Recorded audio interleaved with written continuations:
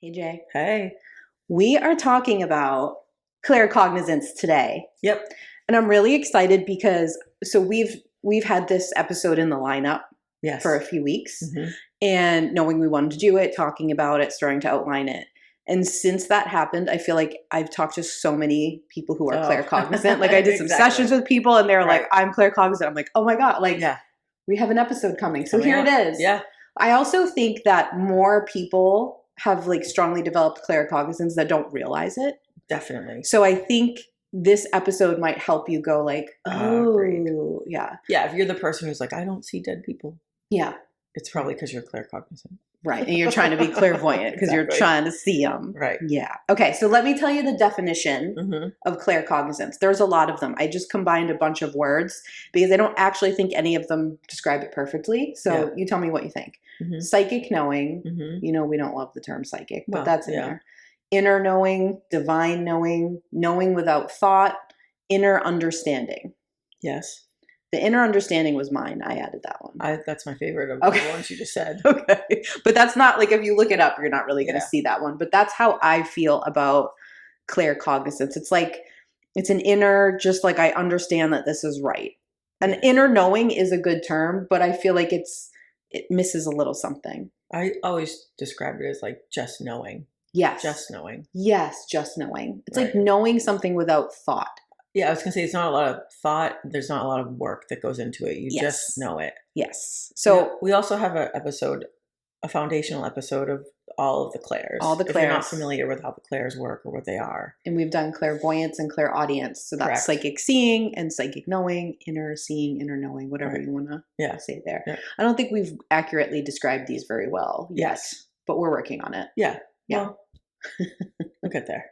So also Jamie's number one. So we've said this before, Right. but you have all of the clairs. Everyone has all of them. It's not Mhm. like exclusive. Like when someone says I'm clairvoyant, it's sort of like saying I'm a Taurus, like and just saying your sun sign. Oh, Like right. you have Right. all of it, Right. right? Like Yeah. there's more to it, but Mhm. that's probably your most developed, Yes. right? Yeah. So you can have ones that are your most developed, that you work on the most, and then you also have ones that you were just born with that are Mhm. strong. And Yeah. usually those two things go together. But Mhm. I just want people to know you can, if you want to like see, you want to be more clairvoyant, you can be. Yeah. It's a little bit harder than someone who's just naturally very clairvoyant. Right. Well, we've talked in other episodes about how I had an experience when I was a toddler where Yeah. I was clairvoyant Yes. and saw something that scared me. Yes. And so I shut that down. And then I think that's why my claircognizance is so highly tuned, is because that's all I really allowed for Yeah. subconsciously. Yeah. Like my intuition had to find a way Yes. to communicate with me that wasn't going to scare me. Yes. So you develop those stronger. Right. Exactly. Right. You probably had all of them. But if I wanted to work on like bringing my clairvoyance back, Yes. which I am a little bit, but like, yes, you do. You I could actually do do that. see dead people, like usually while you're driving. I would I just like do. to tell everyone. I do. Yeah. I don't know why it's when I'm driving. Well, driving like, your sort of paying brain, attention, yeah, but not- your yeah. brain's in a perfect spot, Yeah. like same as if we're showering. Yeah, exactly. Yeah. But so Jamie's number one is claircognizance. Yeah. And my number two is claircognizance. So we're both claircognizant and clairvoyant, but just They the order swap, is flipped. right. Yeah. So I think if claircognizance is your number one, you probably feel like you're not that intuitive, except some Exactly. little thing inside you, I was going to say knows, Exactly. that you It does. are. And It you does. just can't quite figure it out how, and like you've taken classes and listened to people talk about it, but it doesn't quite click for you, that you're probably claircognizant. 110%. It's probably your number one. Yes. Okay. As soon as someone says to me, like, I'm really drawn to all things intuitive and I want to learn and develop it, but I'm not very intuitive, I'm immediately suspicious that you are claircognizant. Right. Okay. So the other thing is, if it's your number 2 or 3, or it's in the mix for you too, when you listen to this, it's going to help you because you probably don't realize, like, you're using it all the Exactly. time. You just don't realize what it is. And I think that identifying it is really helpful. Definitely.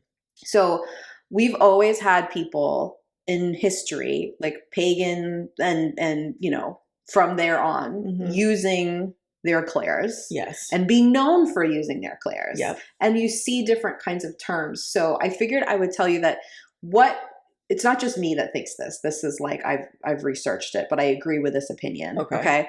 That when you see like in more ancient times or pagan times, people referring to someone as an oracle, they are talking about someone who is claircognizant. Yes. Okay. And when they're saying seer, they're talking about someone who is clairvoyant. Okay. Exactly. So, and there's all prophet, they're probably claircognizant. Okay. Like there's all different things and different terms. And so oracle is more connected to that. Now, I can't prove that to you. So if you disagree, that's totally fine. Like send me your thoughts on that, because I want to hear what you think it is. But to the best of our knowledge and what we have for like text, that's what that is. I literally just said that earlier this week. I was complaining about someone and I was like, it's like they want me to be the Oracle of Delphi. It's like they want me to do that for them. And they do. You're probably right. It's because I'm claircognizant. Yes. And, you know, people, sometimes you don't realize you're claircognizant, but you realize that people are sort of asking you to use it all the time. Yes. And that kind of clues people in a lot. Like everyone wants me to like tell them if they think this is right. I was just going to say, like, if you aren't someone who talks about intuition, like openly in your life or with friends, you can see it when you're the person that everyone goes to for advice. Yes. When everyone wants to run everything by you. I was going to say, it's that, can I run this by you? Yes. That is something that people do to claircognizant people. Right. And listen, the muggles aren't walking around being like, oh, that Jamie's a claircognizant oracle. No. Oracle. I'm going to go tell her this and see what she says. They're just like, Jamie gives some real sound advice and she just knows. Yeah. And even the thing I do to you all the time where I'm like, I'm going to say a bunch of stuff at you. Can you say it back to me in a simple form? Right. That's a claircognizant person can do that because I actually don't even have to say any of the words. That's for me. You could just say it. Right. Yeah. Like I could be like this subject and you're like this. Yeah. That's a claircognizant thing because it's just a knowing of all these things that are around. I just know what this is. Exactly. I'll also say that I think the claircognizance element, the more that you sort of show it, the more people get like a little bit like, oh, I don't want to tell her about this.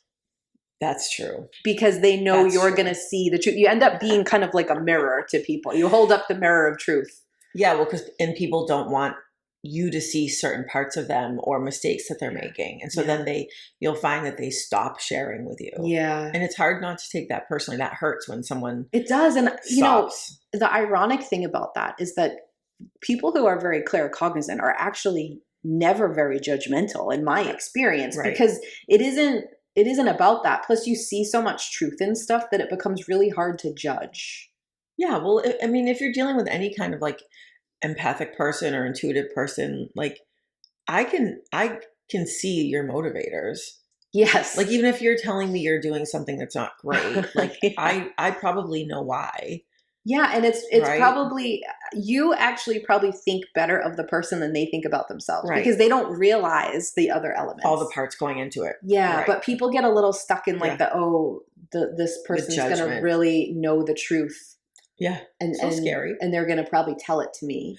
And I mean, you of all people do it so nicely, so they shouldn't be that way. But I know people do that to you. They do it to me too. So I understand that. Yeah, they want your advice, but it feels only like when they're ready. Though. It does feel like a rejection. Yeah, it's like a conditional sort of love element going on. Yeah, I agree.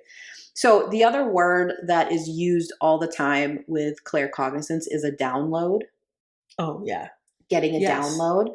And so I was trying to think about that because like our ancient ancestors weren't saying that because there was no download.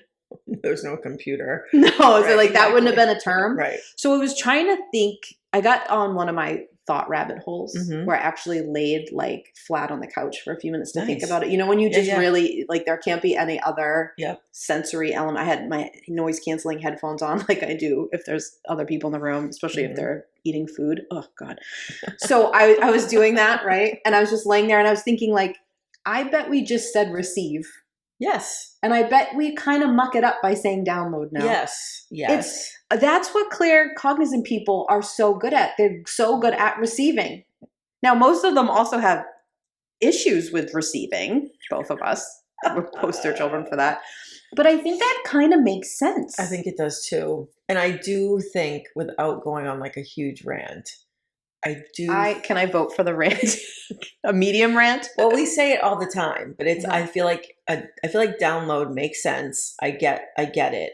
but it also has almost become one of those words that's like a trigger word for me, where like if you tell me you're downloading something, Yeah. I'm like, oh, hold on a second. What's really happening here? It's like it's been sort of like Misused. or like co-opted or Yeah. something like Like how we felt about body, mind, spirit in that episode. yes. If you haven't listened, you should. Like yes. people using that terminology sort of triggers you a little bit. And like it doesn't mean that the terminology is bad or it's not right, No. but it sort of gets kidnapped and taken in a weird way. Yeah, and then like- the term loses its power. Right. Like the visual is almost like I see like a white woman sitting and meditating and then she's downloading. Yeah. But like she's also selling you like a course on like yeah. how to meditate. The art of downloading in 10 steps or something. Right, Yeah. exactly. When a download, well, I mean, everyone's intuition works differently. Yeah. My claircognizance would work differently than yours and anyone else's. Absolutely. But like when I'm downloading, yeah. I do not know. Yes. I'm not intentionally downloading. I'm not like, okay, like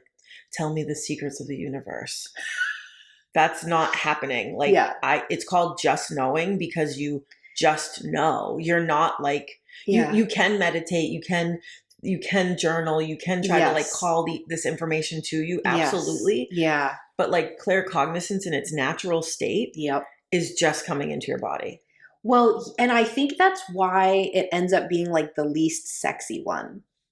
Exactly. No one's doing a movie about like just I know dead people. Like you know what I mean? Like you can't make a movie about that. No, it wouldn't be very good. Wouldn't be very fun to watch someone just like thinking in their head thoughts. I mean, maybe it would be a good book, but we're not going to watch right. it. Yeah. No, exactly. And I think that because this is where I went in my rabbit hole of this. Right. And I want to see what you think about this because it might be a little too out there. Okay. But I think because we call it a download, mm-hmm. it's almost as if, like, I'm thinking, like, if I download something, I'm doing it on purpose. I'm calling the thing to Correct. the thing, right? Okay. Yeah, you're using the mouse to click on the file. So it's not really describing it. Right. And so then I was thinking and I was like, well, most of the people in the intuitive field are female. Mm-hmm. They're women.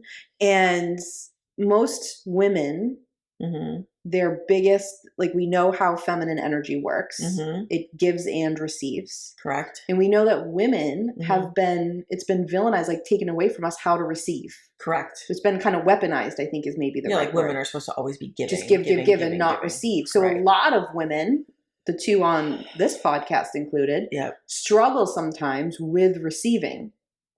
Yes. So kind of saying it's a download, not like, oh, I just received this, or I don't even know when I received this, but it's just there. That's a really hard leap for women to make. That's a great point. And I don't mean to exclude men in this. No. Just more the point of the sort of what we've done to women, like the societal messages. Yeah. Right. Yeah. And so I think calling it a download maybe makes it more acceptable. Like easier to accept. Right. But I think it misrepresents it a little mm-hmm. because I think claircognizant people, even if you're using it, I bet you're kind of like, that's not exactly what it feels like. Right. You just receive something. Yeah. It just comes in. Right. And like you don't even know it's there until it applies. Right. So exactly. It's not sexy and it's not showy, but it's actually very badass, to be honest. Yes. You have to know yourself for that. You do. Yes. Yes. I added in a few other words that I wanted to run by you of what I feel like claircognizance mm-hmm. feels like. And I wrote down inner confirmation. Yes. That's great. There's not an external confirmation, which is very, very difficult. Well, so that's why it's so hard.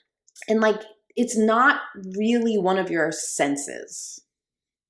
Okay. Exactly. So it sort of is, but there's no sense that connects to the outside for knowing. You could say like thinking, but that's not what's going on. It's actually the opposite of thinking. It is. You could sort of compare it to like if I said to you, like, describe to me how you just received feeling that emotion. Like you couldn't do that. Right. It's the same, whatever that is. Happening. That's what that, like, it's just, it intuitively occurs in you. Right. So it's the most intuitive, but there's no external confirmation built in. And I think that's why one of the things that you and I both tell people who are claircognizant is to also work on another clair, like clairaudience or clairvoyance, to use to confirm your claircognizance. Correct. We're going to get into other things you can do. I don't want you to just lean on another one. Yeah. But there isn't that. Like, you just actually have to trust yourself. Well, I mean, I've said this a million times, so for our regular listeners, I don't want to sound like a broken record, but like, that's the problem with being claircognizant. Yeah. Is that there's no confirmation. No. So it requires a ton of self-trust. Yeah. So until you can build that up in yourself, yeah, you're going to be forever guessing your own intuition. And don't you think, same as how receiving is usually hard for claircognizant people naturally, don't you think that's like a built-in skill that you need to, like, yeah. So if you're like, oh, but self-trust is actually hard for me, so I'm going to be really bad at being claircognizant. Not necessarily. Right, it kind of like forces you to work through it and like find that.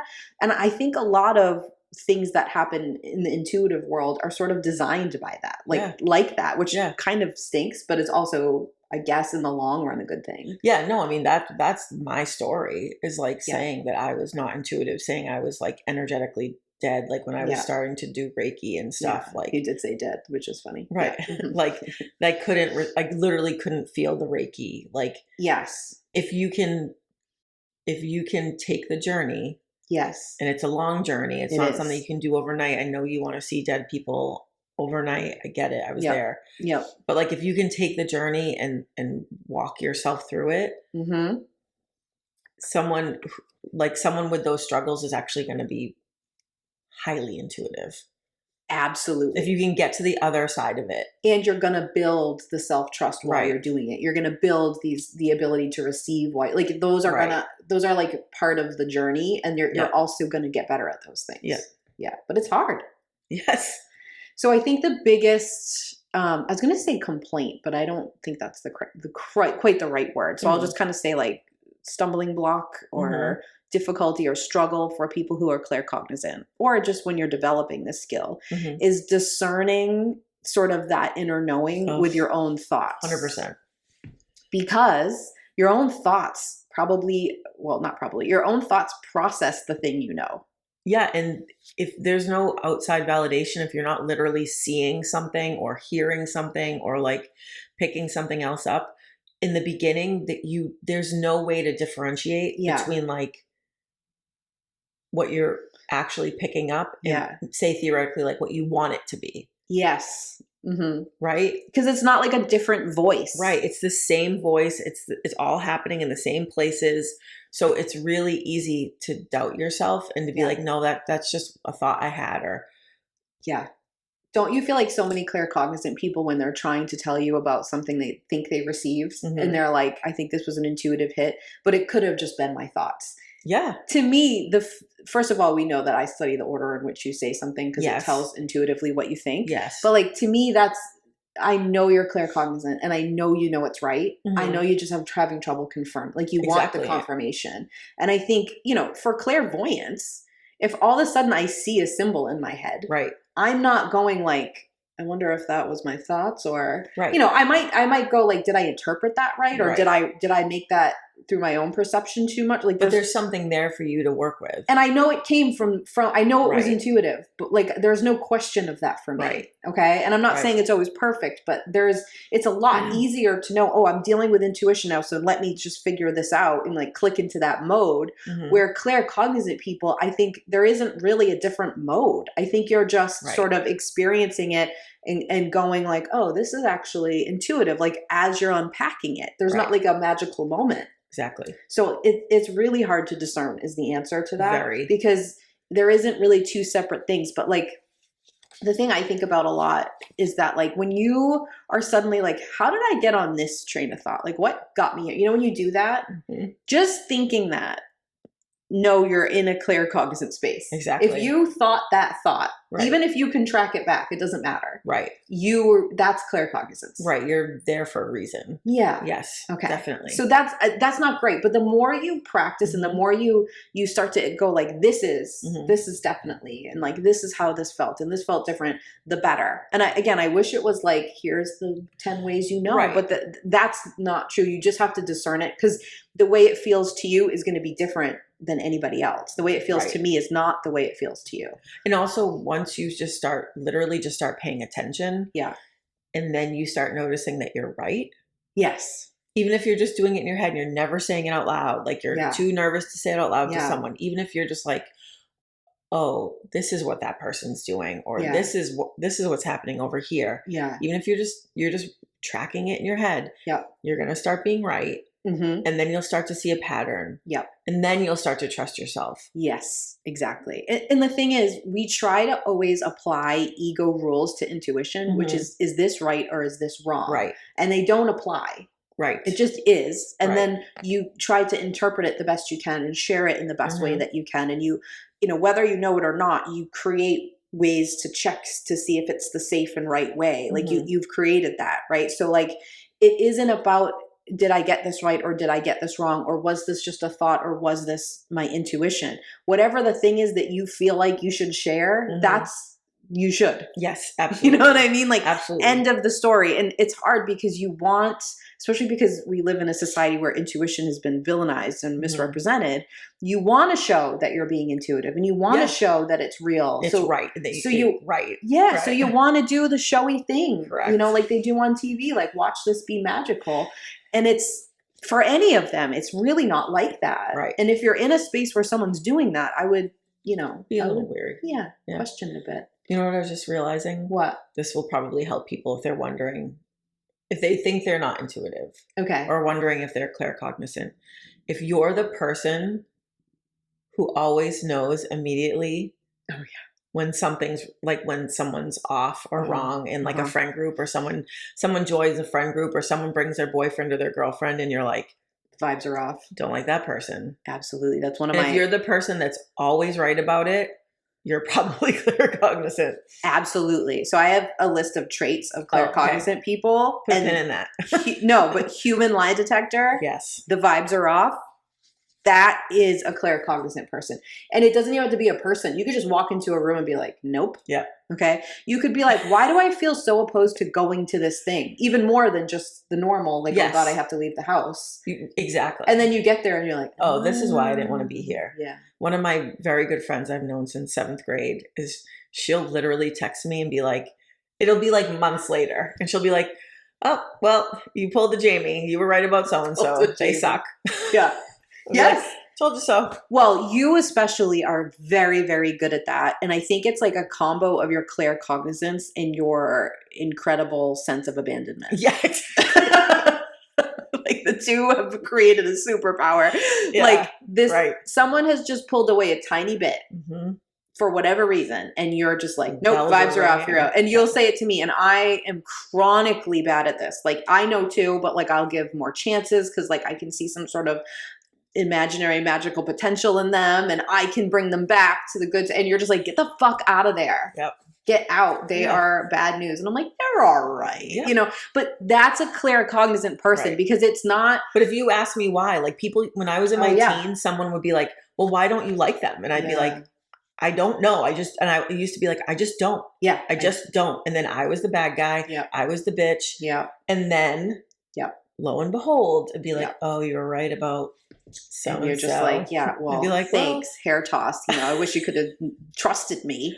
But of course, I use that like to compound like my negative self-talk. Like, I'm so judgy. I'm so bitchy. Like, why do I do this to people? Right. But then, like I said, I followed my own patterns. I realized that I was never fucking wrong. Right. Yeah. So now I'm not as vocal about it. Like if I feel like if I don't trust you to listen to me, I won't. Yeah. But I won't tell you. But you'll notice Jamie has separated herself. So you got to pay. I mean, you tell me, and then you are like, will you please protect yourself a little better around these people, absolute fools that you have allowed yourself to be around. But like, if I notice that you've started to pull away from Right. someone, I'm like, ooh, That's a claircognizant thing. something. Absolutely. Right. The other thing that I think is interesting is that I think this is true for all intuition, but I think claircognizance especially, Mhm. it really requires allowing, not forcing. Okay. Yes. So if you're taking a class in Yes. intuition and it's like for clairvoyance, you can teach people how to like call in a clairvoyant message. Like I could do Yes. that right now. I could be Mhm. like call in a symbol. Mhm. You know what I mean? I could do it live on the radio. Someone could say like, here's the caller. What do you see for them? I could tell you. I could do that. That would be Ooh, that's easy. fun. I don't want to do I that. want you I to. don't want to do that at all. But do you know what I'm saying? Yes, I But a do. claircognizant person would get sweaty if I told them they had to do that because Yeah. that is not how claircognizance No. works. And I'm going to give you an exercise of what to do and how I think claircognizance works best when you're trying to call in a message. It is possible. Yep. It's just not in that like, let me force it now way. No. With claircognizance, the more you try to force it, the more you're not Shuts going to down. feel it. Yeah, Yeah. you shut down the system. Mhm. Okay. A lot of leaders are claircognizant. Interesting. In there, one or two. So I want you to pay attention to this when you think about people in your life who are leaders. And I want you to think about all the times that they sort of use it, but they're obviously not being like my claircognizance says. Yes. But people who are leaders Mhm. I wish we could study this somehow, but claircognizance is usually in their top two. That makes a lot of sense. Okay. So here are some examples of claircognizance. And I Okay. think you can apply it to leaders or to anyone. Yeah. But I just wanted you to notice. Just watch. Mhm. Anyone who's a leader, watch the music. Okay. Okay. So here's some examples of claircognizance. When a piece of information feels like you already knew it and you know it's right instantly, but you didn't actually already know it. Right. You know when you're learning something and you're just like, I know that's right exactly right now. Yep. That is claircognizance. I know that's not super showy and shiny, but like that No. happens. Right. Like, have you ever heard Yeah. something about history or heard someone say, this is how you do this, or this is like something that's really true for me. And you're just like, I know that's right. Yep. That is claircognizance. Yeah, How do you know just that's know. right? You don't know that's right. Right. A lot of times when I learn about like philosophy or like real actual like intuitive pagan times ways of looking at the world, Mhm. I know that somewhere. Yes. I know it's right, and I know I already know it. Right. You can feel it. But I don't actually know it. You've never heard it before. No, not Right, in this life exactly. anyways, right? Correct, So yeah, exactly. Okay. This is an example that I like, and I feel like this is a Jamie Hayhurst thing. Okay. Well, most of these are based on you, Okay. but okay. You get just an urge all of a sudden to stop for coffee as you pass a place on your way home from work. You've never stopped there. You stop and you go in and see someone you haven't seen in years, and they tell you about a job offer, and then you have a job. That's what claircognizant people do all the time. Yes. And I think people are just like, oh my God, like the magic of ADHD. And I'm like, how many people who are like very ADHD Mhm. are also very claircognizant? Probably a ton. Because think of all the things that are just occurring Right. inside of you all the time. And which ones you grab and listen to and which ones you don't. Yeah. Yeah, that's a great point. Okay. So I know these don't sound like, oh my God, you should talk to the dead. I know. But like these are real life examples of this, because the Well, real life exactly. application of the clairs Right. and using it in real life is going to be much more powerful, because you're going to have more times to do that, to develop it, than if you wanted to like know what dead grandma has to say. Or even if you're fucking dead set on talking to dead grandma. Yeah. Fine. But it's this Do stuff. this stuff. This stuff is a foundational work of getting to that work. Yeah. Right? Exactly. Like knowing how all this stuff works. Yes. And then it's a much easier walk. Oh, yeah. Yeah. You're just jumping Yeah. to like, yeah. Well, you're not talking to dead people if you're claircognizant. You're just knowing them. Like you're just communicating with them somehow. Like that's a huge leap. That's a huge leap. And you're going like, well, how do I know which part of me knows that? And you don't know. Well, you got to start here. This is where the system is built. Yes. Okay. You miss your exit by accident and later find out there was an accident on the route you usually take. Happens all the time. Yeah. All the time. But also sometimes you never know why. Exactly. I just want to put that in. Like, you're not always going to be like, well, that's why there was an accident. Right. And, people get like really hung up on like, oh my God, maybe I would have died if I went that way. And like, maybe, but also maybe it just was better for your energy to not be there and you'll never know why. Yeah, exactly. Or maybe you just would have been late if you had gone that way. Right. And, people will say like, oh, well, that's convenient. Like, how do you know you just like didn't screw up? Like, and the thing is, like, I'll tell you how you know. Okay. I'll tell you. Tell us, Jamie. Because the response is different. It's so different. When you just miss the exit because it's just a screw up, that's your thought. It's like, oh, shit. Yeah. I missed the exit. Yeah. If it's claircognizant, there's more thought and your intuition's pulling you to the why. So like that happened. Yes. That happened on a Marco Polo. I was like, live. Why did I was hands-free. I wasn't like this. Like it was hands-free. I was like in her cup holder listening. It wasn't, But I was like, why did I just like, if it wasn't intuitive, I would have just missed it and not said anything. And you or I would have been like, damn, I missed the exit and kept going. But I was like, why did I miss that exit? I do that I drive this every day. Yes. What? Hold on. Why did I miss that? That's the intuition. I think that what you're saying is a huge deal because I think that is how you know, even when you're just like, why am I thinking about? Remember when I said, how did I get on this train of thought? How did I get here? Right. That extra questioning of why am I in this? Why am I thinking about this? Because why am I feeling sensing this? that there's intuition there. Why have 3 people mentioned this person's name to me today? Exactly. That's claircognizance going like, hello. Yeah. Or why did so-and-so just pop into my head? Yes. Haven't thought about them in forever. Yeah, and then they call. Exactly. Yeah. And sometimes they don't. You're like, why? It's still claircognizance. Right. Yeah. Okay. This is one that is, some people don't like when I say this, but people who know the future are claircognizant. Okay. All right. Yeah. Now, listen, here's the asterisk to it. Can someone sit down and tell you this is exactly what's going to happen in your future? No. Can they say, like, based on the energy you currently have, this is what's coming at you now? Yes, they can. That's what, like, when someone pulls tarot cards or, like, that's what they're doing. But it's current. As soon as you make another decision or a different energy affects you. Or change your mind. Or you just, I don't know, the sun hits your face. It doesn't matter. Yep. It all's different. Can change. Okay? Yeah. It doesn't necessarily change, but can change. Yeah. You are actually in control of your future. 100%. So if someone's like, oh my God, you better be careful and pay me $1 million or else you're going to die on this date. You don't know that. They don't know that. No. They don't know that. They don't. No. So just be wary of that. But claircognizant people do read the future. Mm-hmm. They know, and it's usually more in line of like, they know, like if someone asks them a yes or no question, they know the yes or the no, but they also sort of have a feeling of the probability. Mm-hmm.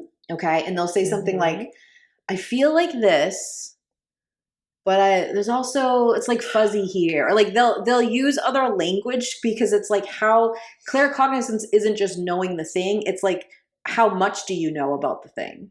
How sure is it? And it's also, or at least this is how it is for me. I can't speak to everybody's claircognizance, but it's not as sort of like graphic as you would see like in a movie. Yeah. It's not like you're going to die in the year 2032 at 7 p.m. It's not that. It's like, but I can tell you, I can be like, he's going to do this. Yeah. And it's going to be the end of it. Yes. Not the end of his life. I mean, like the end of your relationship. He's going to blow up this relationship. Yeah, right. I don't know exactly how they're going to get there. Mm-hmm. I don't know exactly how it's going to look, but I know it's going to be like this feeling. Yeah. It's going to be like you're going to betray me. Yes. You're going to be so upset with me and then it's going to be over. But you also know to the degree in which the feeling is there. Yes. That's another thing that I feel like it's missed. Like, like there'll be someone all of a sudden, like, let's use the vibes example. Mm-hmm. The vibes are off. Right. That you're just like, something's a little off. Right. I'm going to pull back a little. Claircognizant people just know that. But they also know, like, I'm not even going in the same fucking room as that person. Correct. They know the degree to which there's an issue. Good point. And I think that is more helpful than all of the clairs combined to know the degree of something in front of you. Right. But also not showy. It's not at all showy because you can't be like, look at how I did this. You can't stand on a stage and do it because it would be boring. Especially if I'm not going in a room because then that thing is not happening. Yeah. Because I'm protecting myself from it. Exactly. So that's not showy. And you know what? Nothing could happen. Right. Even if you did go in the room, you'd be like, I don't even want to be in the same room as this person. They're dangerous. Right. And you go in the room and they're fine. It doesn't mean they're not dangerous. Right. You know what I mean? Yes. Like it's still right. Yes. So it's hard. So that's why when you think like of an oracle, you probably never seen in a movie where some ancient oracle got up on a stage. No. They're like privately consulting with the king. Like they're not. Yeah, they're writing on a scroll or something. Exactly. Yeah. I think they work for The Simpsons and write The Simpsons. And Man. they have an astrologer I mean, for sure. That's crazy. Yeah. You can brush that off as much as you want, but explain it to me. Claircognizant. Besides that, astrologers like, give me a muggle explanation. There isn't, or a time traveler, right? Yeah, or that. Which we have an episode on that. I really don't think we can do that, guys. I don't think so either. Another thing that claircognizant people do, that people who aren't claircognizant think is bananas, and it's they sleep on a problem and they wake up with the answer. Oh yeah, you do that. Yep. It might not be a problem, but you sleep on it before you like do something sometimes. Yeah. Yes. You feel different when you wake up. Well, and also if you're claircognizant and the information's just being downloaded to you or whatever, like if you're just receiving it, however you want to call it, when would it be good to get all that information? Yeah. When you're asleep. Yeah. Right? And then you can just wake up knowing. Yeah. Or feeling better about something, having processed it, or just feeling more resolute about something. Yeah. It's because when you've been sleeping, you've been processing all of that energy and all of the information. Mm-hmm. So I think if you're claircognizant, you should take naps every day. Yeah, I can back that theory up. You want to work on your claircognizance? Can confirm. Yeah. Heather, how do I work on this skill? Take a nap. Yep. Yeah. Or even just lie down and shut up for a little bit. Yeah. That's like the regular man's version of meditating. Well, it is meditating. You know what I mean? It's like it's not like it's the claircognizant version. It's not showy or sexy. Exactly. You're just laying there and figure it out. And then I wake up, I get up and I'm like, oh, well, feel better. Because you can't really brag. You can, but I'm impressed when someone takes a nap. Right. But other people aren't. Like, no. You know what I mean? But you can brag about meditating because it's like, wow. Exactly. Meditating seems like you're doing something. It's productive. Yes. Where napping, even though it's probably more productive, right? That's considered lazy. Oh, absolutely. You cannot tell people that you have taken a nap or you've even just laid down. Like I'll Marco Polo you and be like, listen, I'm laying down, dude.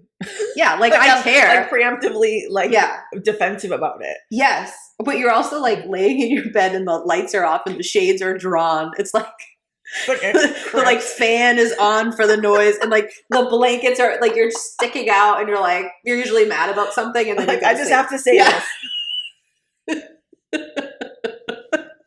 I'm not saying all claircognizant people do that, but Jamie does. Please, if you do, let us know so I feel better about it. But there's nothing wrong. The fact that meditation is like yay, but sleeping is not. Like sleeping is meditation. Yeah, they are not different. Like I said, even just laying there. Like sometimes I say to my husband, like I just have to get like prone. Like I just have to literally lay down. Yeah. Lay my body flat. Yeah. And it's just a couple minutes. I just need to chill out. Just reset. And granted, I'm probably downloading and doing all that and I don't realize it. And then I literally just get up and I feel like so much better. Right. But that's bad, but like meditating is okay. It doesn't make any sense, everybody. I know. All right. Before we take a break, I have to tell you the thing that is there is a kind of claircognizance that is so socially acceptable. What? And people use the term all the time, and all it is claircognizance. It's just very, very strong in this one way. And it's what we say when we say they have mother's intuition. Oh, yeah. Isn't it funny that we like allow certain intuitions and others? It's like so bad. Think about that. I just knew I had to get the baby to the doctor. I just knew I woke up in the middle of the night, knew the baby had a fever. Yes. How about just the fact that it's scientifically proven that when your own baby cries, there's the mother and the father. The mother has like a nervous system reaction, like a chemical reaction. Yeah, right. That's claircognizance. Right. Yes, I don't care if you can say there's a scientific chemical with it. Well, that doesn't make it not claircognizance. Right. Why did it release? Like think about that. So just if you're like, man, what the heck is claircognizance? Well, we have a very socially acceptable one. Yeah. That even you could say to your doctor, like, oh, mother's intuition. I just feel like something's off. Right. It's true. That is. We're going to take a quick break. And then I want to correct something about claircognizance that is constantly misrepresented. More things, if you can believe it. And then I want to talk about like some traits and some things that you can do to help develop it. Okay. Okay, Heather. I'm obsessed with the TikTok. Shocking. This one I was like, I'll talk about that. And I was like, no, it's like, Kind of the same thing we always talk about, but I Okay. literally couldn't stop thinking about it. Well, then you really are So, obsessed with it and then. I'm claircognizant, so You just are. keeps coming into my head. Mm-hmm. And I sent it to you on TikTok, and you responded with just like the scary faced emoji, like the wide eye emoji, like oh god. I can't remember what it is, so I'm excited. All right, so I'm gonna play it. Ready? That she would rather be stuck in the forest with a bear that was trying to attack her rather than be stuck in the forest with a man that was trying to assault her. And I 100% agree with that for multiple reasons. But I opened the comments, and the first comment that I saw was, if I were attacked by a bear, everyone would believe me.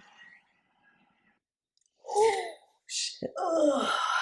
Isn't that awful? Yeah. And I really thought about it. Like I was like, yeah, that's true. And then I actually really thought about it. Like, would you really rather be alone on an island with a bear? And I really would. Agreed. I really truly would. Like I really thought it through. Yeah. Isn't that horrific? It is. And I think so first of all, that's horrifying. And think about that for a minute. Yeah. If you were alone on an island or being chased through the woods, or I've seen it in a couple different forms, would you rather it be a bear that was trying to kill you or a man that was trying to assault you? Really think about the answer to that. Because I really did. Mm-hmm. Like you. I was like, let me really, and it is the bear. It is. And all the comments are women saying the bear. Yeah. And then the part at the end where she says they'd believe me if I was attacked by a bear. Yeah. That gutted me. It's when she horrifying. And her caption was like, not all men, but like damn well too many of them, or something like that. Like, yeah, that's the problem. Like, and I feel like I'd have an easier time convincing the bear not to kill me or assault me than I would a man who wanted to. Or like the bear's motivations are so much different for wanting to kill me. Yes. Or assault me than like the man. Yeah. You know? But like when people say that, like, I think it really fully illustrates like the way women feel in this society. Yeah. Like how we do feel like prey. Yeah. And a lot of people have a hard time understanding that. And I feel like that really shows. You're right. Ugh.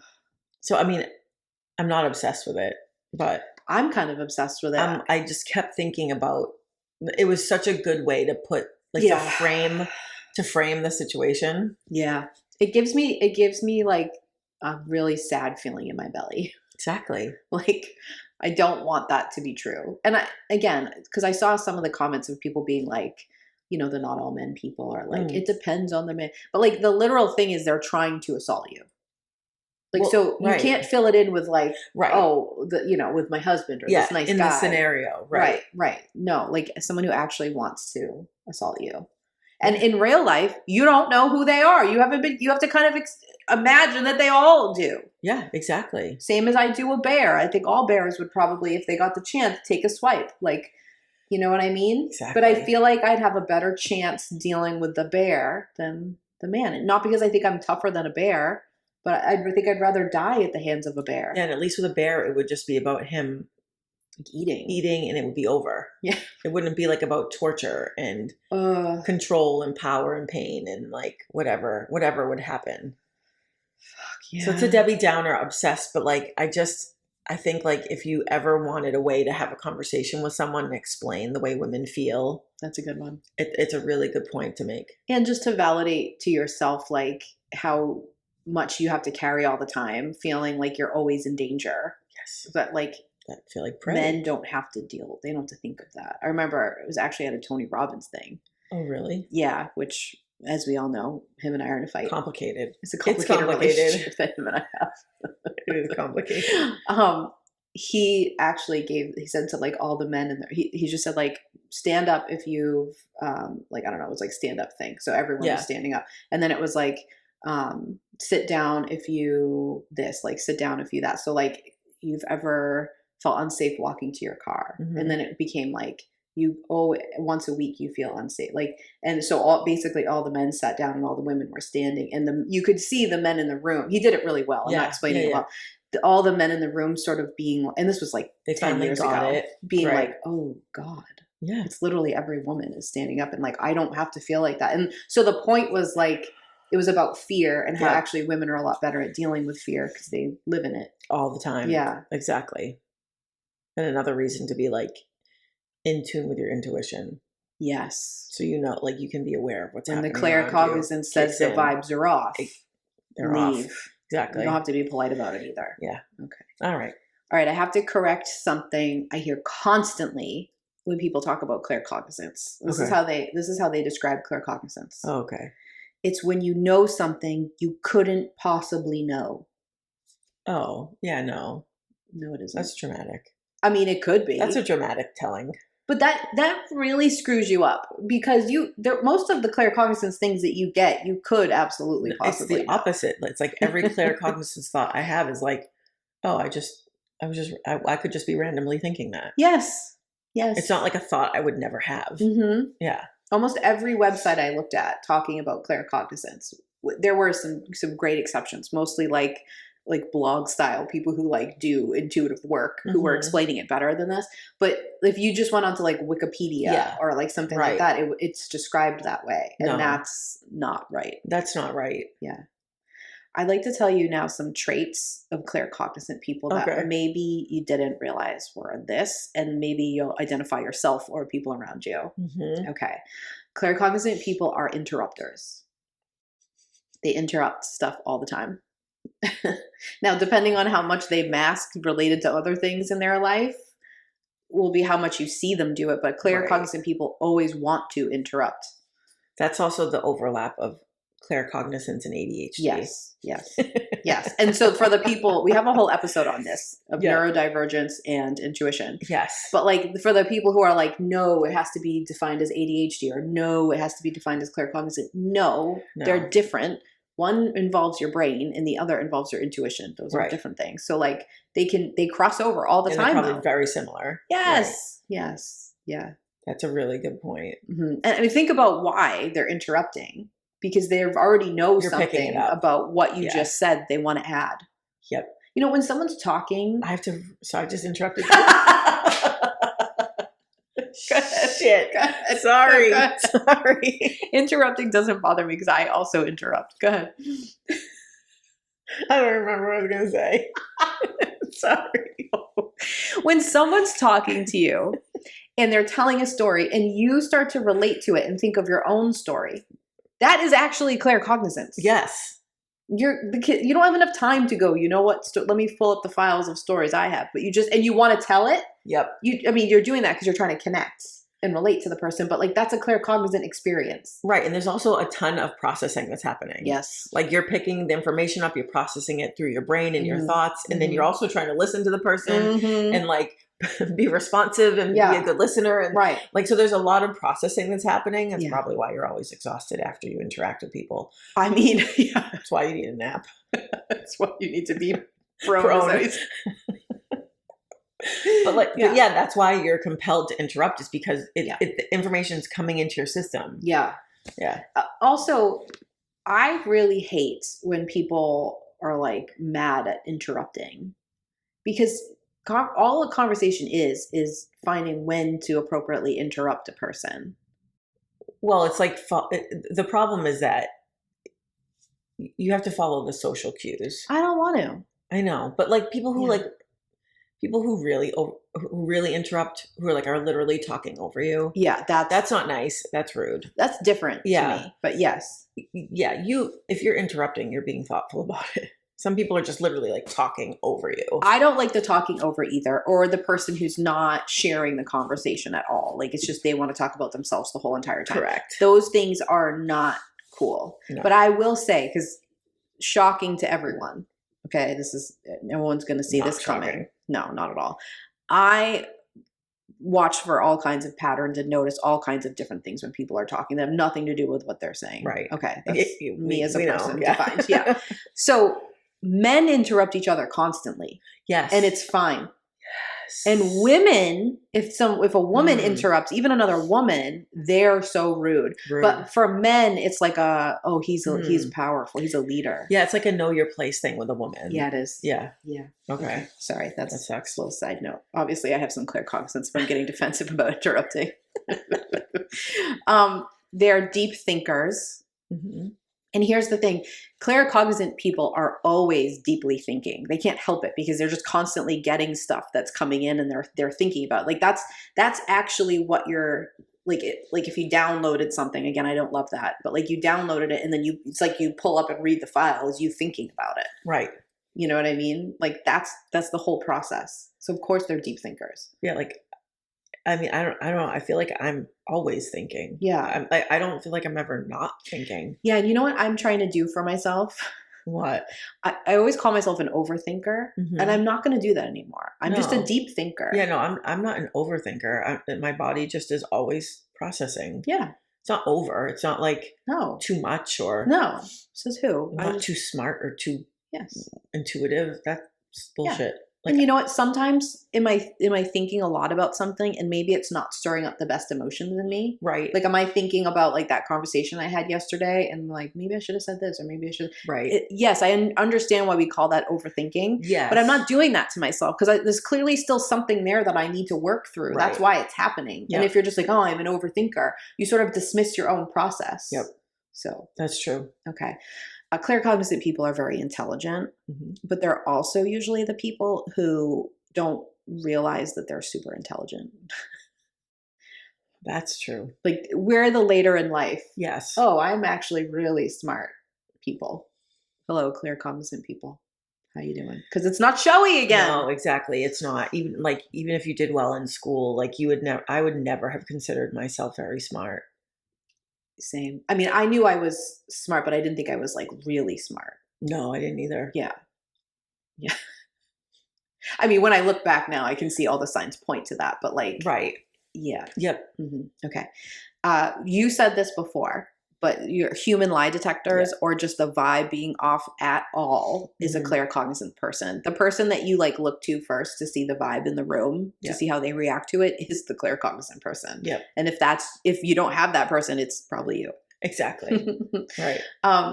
Can sense even the slightest like adjustment in energy, like just a little. Yes. And that's why if you are not in touch with your own claircognizance or you don't think you're intuitive, you can easily read that as being like overly sensitive. Yeah. Or taking things too personally. Yeah. Because you don't understand that you're reading energy or you're reading the room or whatever you're reading, that you're picking up these very small clues. And I'm telling you, even to this day, like I know I'm purporting myself to be like this queen of claircognizance. I say you are. So. Well, even now to this day, even if you ask me, well, how do you know that? Oh yeah. I cannot tell you why I know that. Right. Like if I say like, oh, they're pulling away a little bit or something was off, like something was off. Right.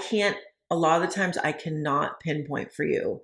Like what's off what or is whatever. Specifically off. Sometimes I can tell if it's a tone. Yeah. Sometimes I can tell a little bit of body language. Right.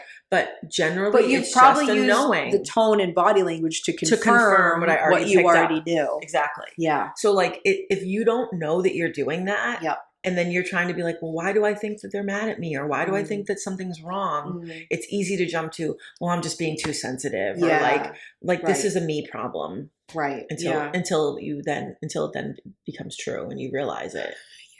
And you're like, oh shit. And you're like, oh, I was right. Or sometimes like, this is how I feel sometimes, like, oh, I should have brought that up sooner, that I felt that way. Cause then it wouldn't have become as big. Right. But I was gaslighting myself about it. Exactly. Yeah.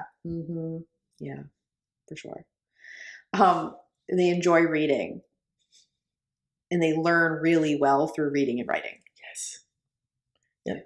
I mean, we both really do enjoy reading. Even audiobooks. Oh, yeah. But just like having the information coming in. You know, information coming in to my brain, I think this is true for most claircognizant people, but that is a calming experience for me. Like people are always like, how do you always doing that? And I'm like, no, that's regulating my nervous system because it's directing what I'm thinking about. Exactly. It's like listening to an audiobook or reading a book is going to my brain. This is going to be the main voice in your head. And this is going to be what you think about. Right. And listen, when I'm listening to a book or reading a book, I'm not just like, I'm also like thinking, what do I think is going to happen? And what do I think about this character? Who would I cast as this person? Like, I'm not just there, but all the thoughts are about that. Yep. That feels nice. Better. Yes. Because otherwise it's a million trillion things. And like, there's a lot of energy that is required in directing your thoughts somewhere.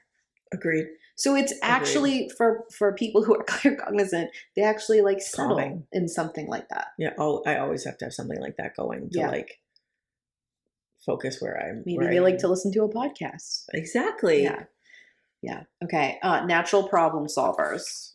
I think that's part of the leadership thing too. Yeah. I think that's why they become leaders, is because they're just very good at that.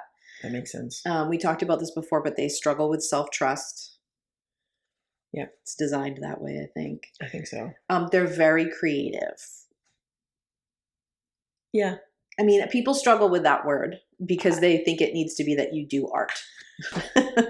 I was literally just about to say, like, I'm not a crafty person. Like, I wouldn't be making crafts, but I am very creative. You would design a tablescape. I sure as hell would. You would paint a room and design it. Make you a logo for your new business. You would, or just like bring a really beautiful bouquet somewhere. Right. So that you have to sort of make sure you have like a broader definition of creativity. Yeah. Because I remember someone telling me I was creative and be like, what are you talking about? And then realizing like, I am really creative. Yes. Like creativity is a big thing, and it's an intuitive thing. Yeah. And claircognizant people, like if you look at a room and you suddenly have, oh, it could be this color and there could be a rug here. That's claircognizant. So how are you doing that? That's what that is. Right. Okay. And I know people want it to all be magical. I know. But it's not all magical. How you know someone's going to die, you just know all of a sudden, and then you get the phone call. I know that's more magical. It's not fun, but like that does happen. But how are you going to know how to manage that if you haven't figured out how to develop it and use it in regular life? Yes. Okay. And then the last one I have is super in tune with their surroundings. Yes. Okay. A claircognizant person knows where all the exits are.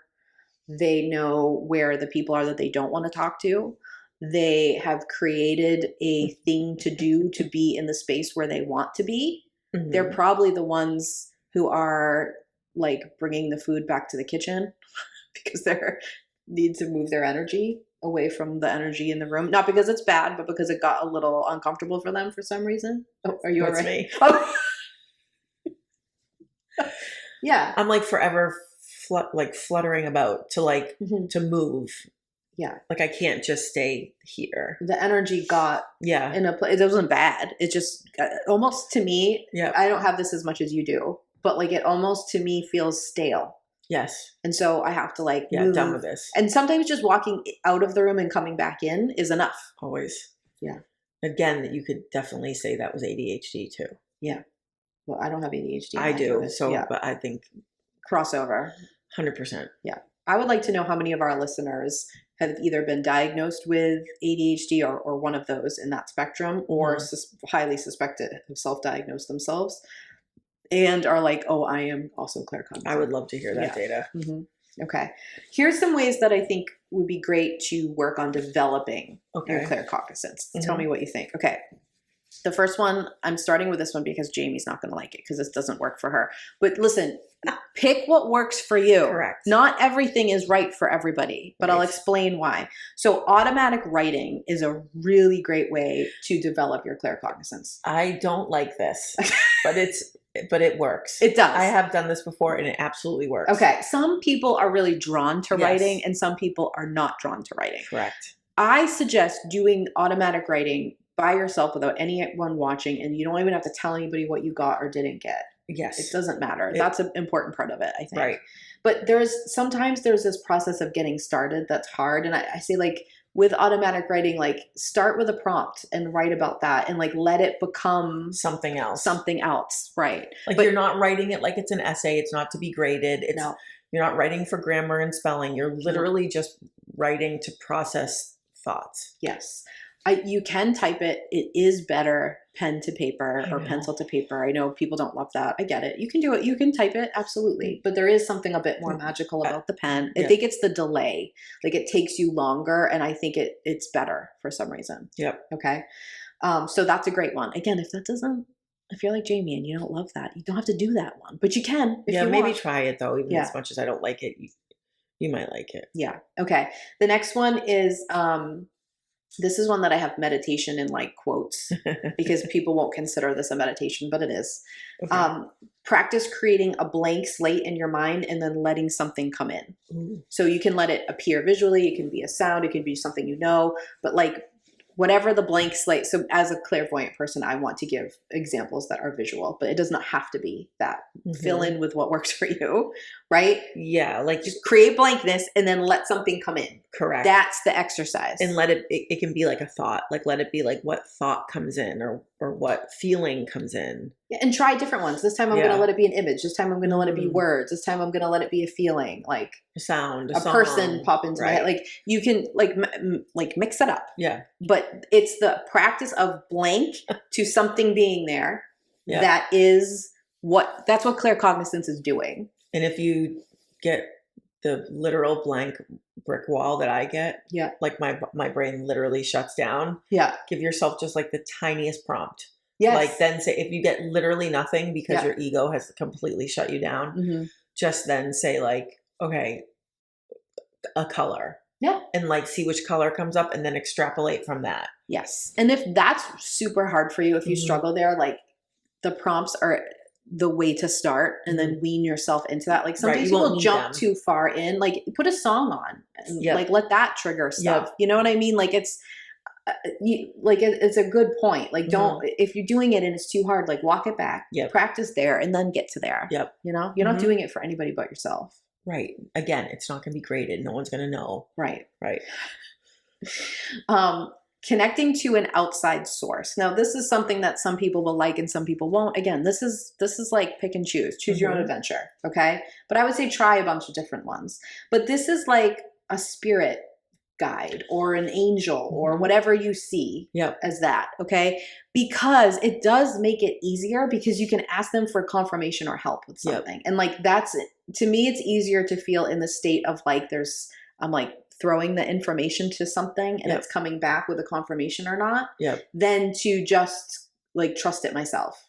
Right. Okay. It's just like an extra thing you can do. Okay. Again, not for everybody. If you're like, I don't really love angel work, that's fine. But if you want to, we have a lot of episodes on the archangels. You could see if any of those connect and you could start there. Or you could go, like you could follow your ancestral lineage back to like whatever the gods and goddesses were there or like the whatever is part of your heritage. You can even ask dead grandma.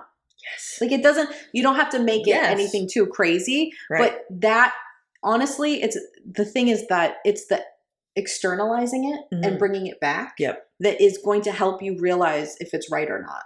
Yes. Because that's the problem with claircognizance. That's not the problem. That's the difficulty in it is that it's all inside. Exactly. So it's like, give it out, give it back. You do it to a tree if you want. It doesn't matter. Like it's the same thing. Okay.